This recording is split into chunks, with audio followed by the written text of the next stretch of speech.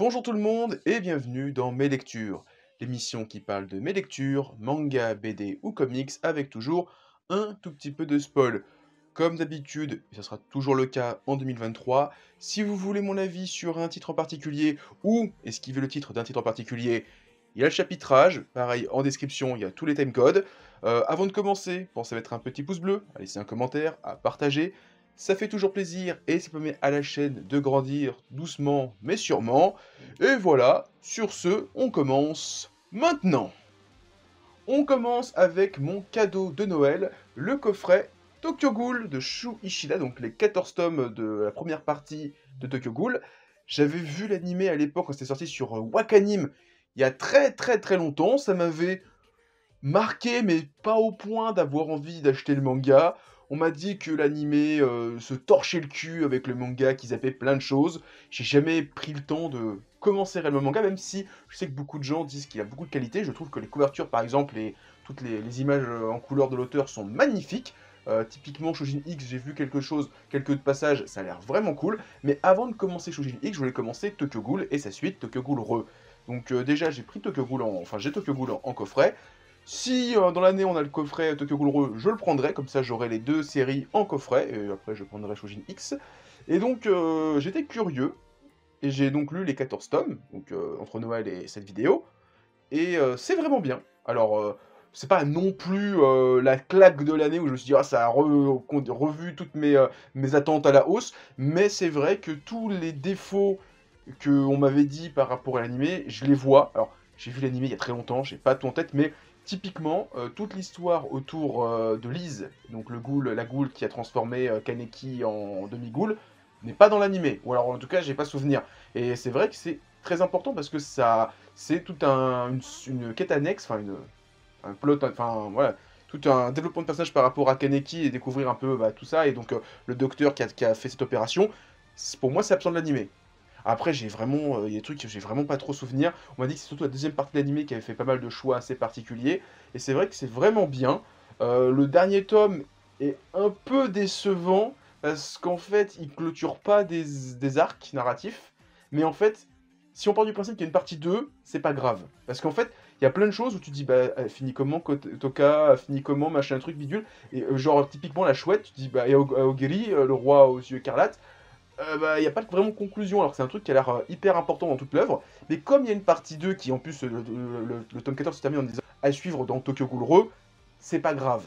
C'est comme si on disait, ouais, mais finalement, cette série, il n'y a pas de conclusion, mais qu'il y a une partie 2, bah voilà, la partie 2 était prévue. Si ça, il n'y a pas eu de partie 2, que c'était sorti genre 10 ans plus tard, là, j'aurais dit c'est un peu décevant. Parce que finalement, on a l'impression d'un sentiment d'inachevé. Mais à côté de ça, c'est vraiment bien. On voit l'évolution de l'auteur au gré des tomes, et en plus, on a des super illustrations, notamment celle-ci, et une à l'intérieur avec Kaneki qui sont vraiment super jolies. Le seul défaut qu'il y a, c'est par rapport au coffret, c'est qu'il est un peu trop grand par rapport au tome, et qu'en fait, il y a un petit peu de jeu, en fait, c'est parce que si on retire ça, il y a un petit peu de jeu, et en plus, moi j'ai lu le bouquin, il était un peu bombé ici. Je pense que c'est quand le mec a voulu glisser le mec qui a fait le coffret a voulu glisser le petit livret Shujin X, il a un peu déformé le carton, donc c'est un petit peu chiant. Mais sinon, voilà, ça me fait plaisir. Si le coffret Tokyo Ghoul ressort, je le prendrai. S'il sort pas, je peux attendre. J'avoue que j'ai bien aimé Tokyo Ghoul, mais pas au point d'avoir envie de lire la suite tout de suite maintenant, Tokyo Ghoul Re. Si ça sort dans un an, bah, j'attendrai. Peut-être que je me relirai Tokyo Ghoul pour Tokyo Ghoul Re, je verrai. En tout cas, voilà, j'ai bien aimé. Et je suis très content de découvrir ce titre qui faisait un peu défaut dans ma mangatech et un peu dans mes connaissances, parce que finalement, tout ce que je connaissais de Tokyo Ghoul, c'était vraiment l'animé qui, encore une fois, a zappé pas mal de choses. On parle maintenant de Manchuria Opium Squad tome 7, après un tome 5-6 qui était un peu ventre mou, parce qu'il était parti en Russie tout ça, face à Mafia Russe. J'ai trouvé que c'était pour moi un peu le ventre mou de la série. Je trouve que ce tome 7 relance la machine, parce que déjà, on revient en Mandchourie, et là, on centre un peu le récit sur un personnage qui vient de la Mandchourie, qui est né en Mandchourie, qui fait partie de la communauté, la Mandchourie, qui donc a un peu fait colonisé par tous les pays qui étaient autour. Et donc, ça y est, on revient en Mandchourie, on parle social, on parle histoire, par exemple, on nous parle de la guerre sino-japonaise, la guerre de l'opium, etc. C'est vraiment cool, on recentre aussi le récit sur le trafic d'opium, parce que pendant pas mal de temps, on était passé un peu à droite à gauche sur on se crée un groupe, et le côté opium était complètement passé à côté, même le côté Mandchourie, parce que bah, l'arc russe, on est mis en Mandchourie, on parle pas d'opium. Donc déjà, il reste que le côté squad, c'est un petit peu décevant. J'aime beaucoup le personnage de la médecin, avec sa croix chrétienne sur l'épaule, vraiment cool. Et le fait que la police commence un peu à s'intéresser, là, comme Pétail, à s'intéresser au trafic d'opium et à resserrer un peu les liens autour du héros, c'est vraiment cool. En tout cas, bah, comme je dis, hein, tome 5-6, un peu ventre mou, le tome 7 remonte un petit peu la barre. On verra si ça remonte et ça s'accélère à nouveau, ou si on se recasse la gueule. En tout cas, Manchuria Opium Squad, ça reste quand même un très bon titre. On parle maintenant de Mangetsu avec le tome 14 de Aohashi. Alors on a vu un tome 13 qui était entièrement consacré au premier match de Hashito en première ligue, donc avec le Tokyo Esperion équipe A, donc l'équipe titulaire du Tokyo Esperion, les meilleurs joueurs. Et donc on leur dit vous êtes bons, mais en vrai vous allez être sur le banc de touche, et même pas sur le banc de touche, vous êtes sur la réserve. Et c'est là on leur dit aussi la réserve, elle n'est pas au niveau. Clairement, si on veut gagner la première ligue, il faut une réserve qui soit vraiment au niveau. Et là, c'est pas le cas, ce qui fait que si un membre de l'équipe A se blesse ou ne peut pas jouer, on va être dans la merde. Donc il faut vraiment monter le niveau de la réserve, c'est ce que dit Fukuda. Une bonne équipe, c'est pas une bonne équipe qui a une bonne équipe titulaire, c'est une bonne équipe qui a des bons remplaçants. Parce que forcément, si les remplaçants sont au top niveau, bah, si tu les fais rentrer, le niveau de l'équipe ne baissera pas. Et donc on a tout ce qui est un peu les nouveaux venus, donc les anciens de l'équipe B, donc Ashito, Togashi, celui avec les yeux de chinois, enfin tout plissé, et son pote là avec les cheveux verts, qui sont donc les anciens de l'équipe B, qui vont s'entraîner le soir, etc., pour progresser. Il y a vraiment tout un côté introspectif sur notamment Togashi, on le dit, t'as trop d'orgueil pour demander de l'aide à Shito. Lui, il a toujours demandé de l'aide, toi tu vas pas le faire. Il va demander de l'aide, comment tu fais pour jouer comme ça, comment t'as cette vision, et donc on réexplique un petit peu tout le passé d'Ashito, comment il a grandi, etc. Et bah, tout le monde va s'entraîner pour devenir encore meilleur. C'est vraiment cool quand il y a Fukuda qui vient les entraîner et il dit oh, vous savez, moi le jeudi, je passe par ici, si vous avez besoin d'un coup de main, on est là.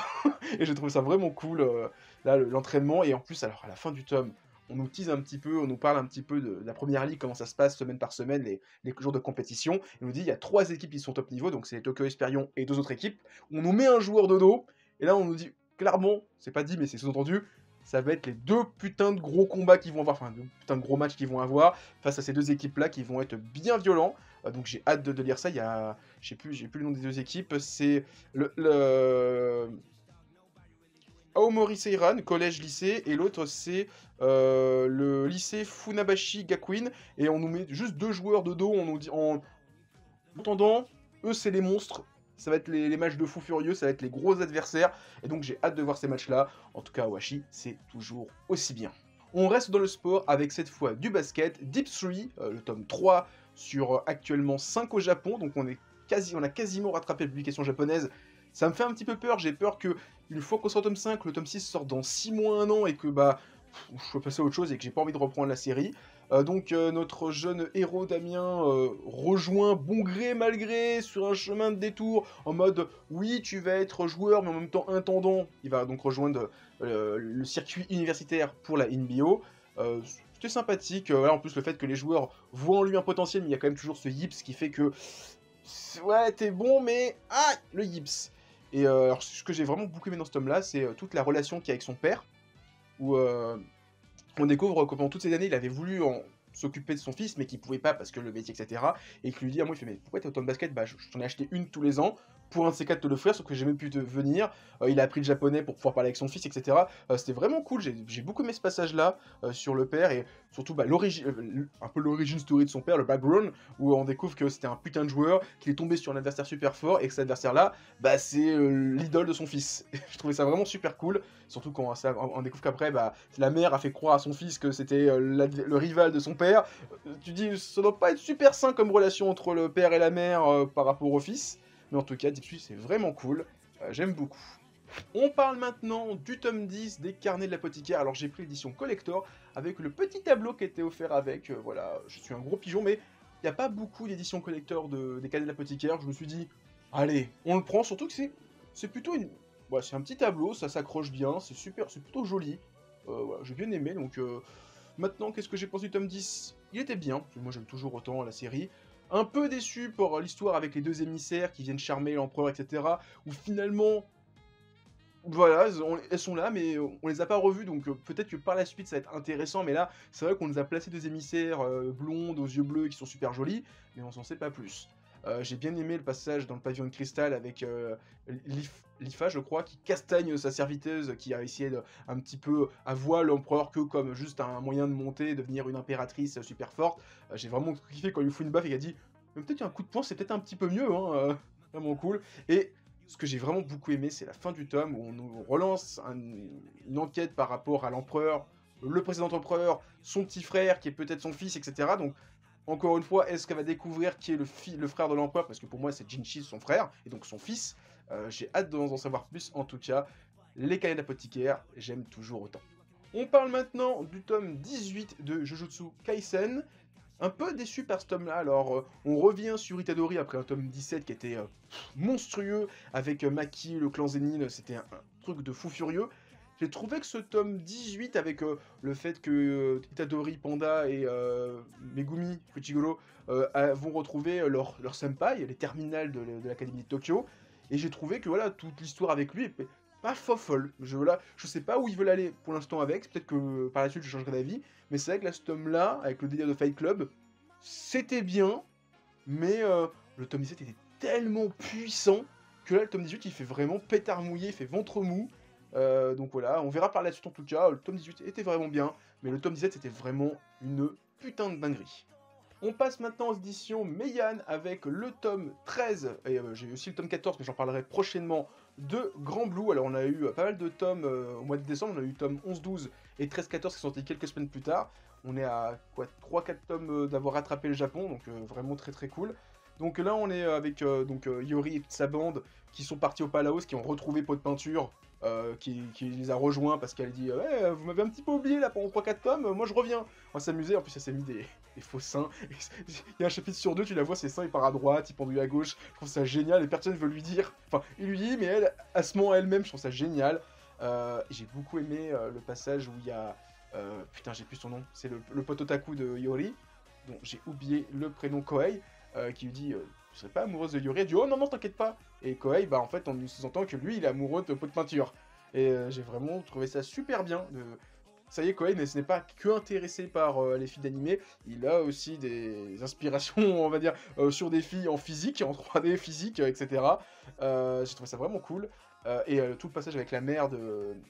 Putain, j'ai oublié son nom aussi, la cousine, Shisa, Kotegawa, donc la tante de Yori. Alors, je sais pas si c'est sa tante par alliance ou sa tante biologique, et Shisa, donc qui en plus sont entendus qui sont pas vraiment du même sang, donc est-ce que madame a trompé, est-ce que madame a adopté, on sait pas trop, à voir. En tout cas, Grand Blue, c'est toujours aussi bien. J'avoue que ce tome-là était vraiment très très cool.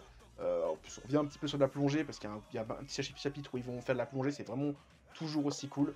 J'aime toujours autant Grand Blue, c'est vraiment bien. Et vivement le tome 14 que j'ai et que je vais lire prochainement.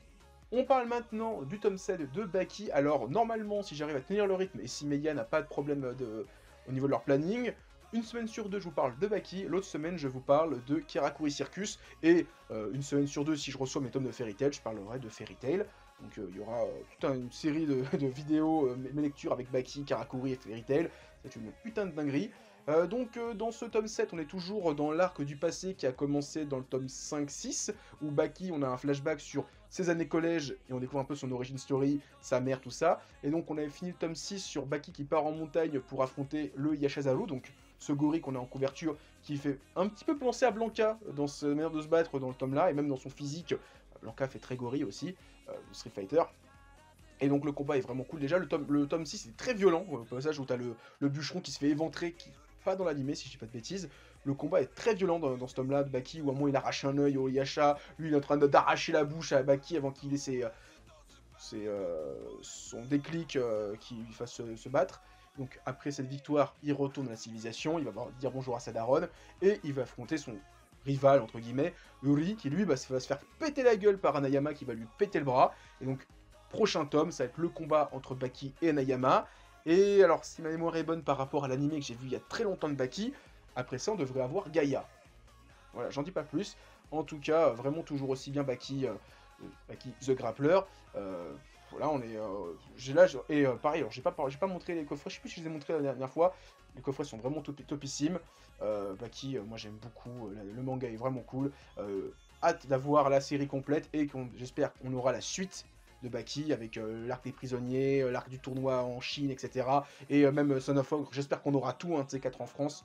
En tout cas, encore un grand merci à Meian qui publie ça. Et on finit la vidéo avec une bande dessinée, c'est Hokahe de Neyef aux éditions Les Deux-Sèvres, mais dans la collection Label 619.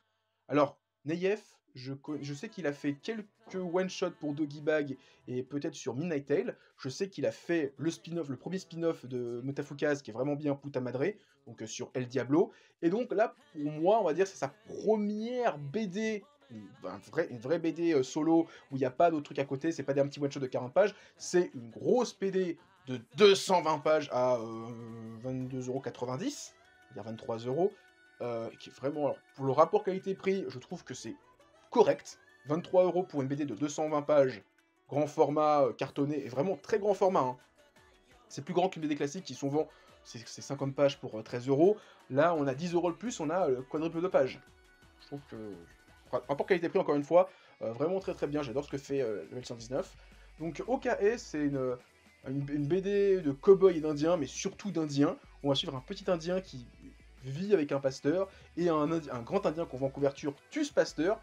Et là, il pourrait y avoir une histoire de vengeance où le petit va se venger du grand. Non, le petit va suivre le grand et comprendre qu'est-ce qui l'a amené à faire ça. Alors, le grand et sa bande, ils sont trois, c'est une bande de trois, et ils vont parcourir tout les États-Unis de cette époque-là, parce que le grand indien a une quête de vengeance, il veut tuer quelqu'un, etc. Donc il veut tuer plusieurs personnes, et donc il va suivre cette quête de vengeance. Et donc le petit va voir ça, et c'est vraiment cool, il y a toute une quête, on va découvrir les origines des trois membres de l'équipe, comment ils se sont rencontrés, qu'est-ce qui les a amenés à vouloir se venger, le petit va évoluer, etc. C'est vraiment cool, c'est vraiment une histoire de 220 pages qu'on lit, mais je veux dire d'une traite, parce que en fait, t'as pas envie de t'arrêter, t'enchaînes les pages, et à la fin t'as fini, tu fais « Ah, c'est déjà terminé !» Et vraiment, ok, c'est vraiment cool. J'ai cru comprendre qu'il allait avoir une récompense en donc en tout cas il est sélectionné pour une récompense, c'est vraiment bien, que ce soit pour l'auteur ou même pour le label 119, qui est souvent un peu mis de côté. Même Ron avait dit il y a pas longtemps sur Twitter en disant ouais, le label 119 on est un peu un truc hybride, ils aiment pas trop ça,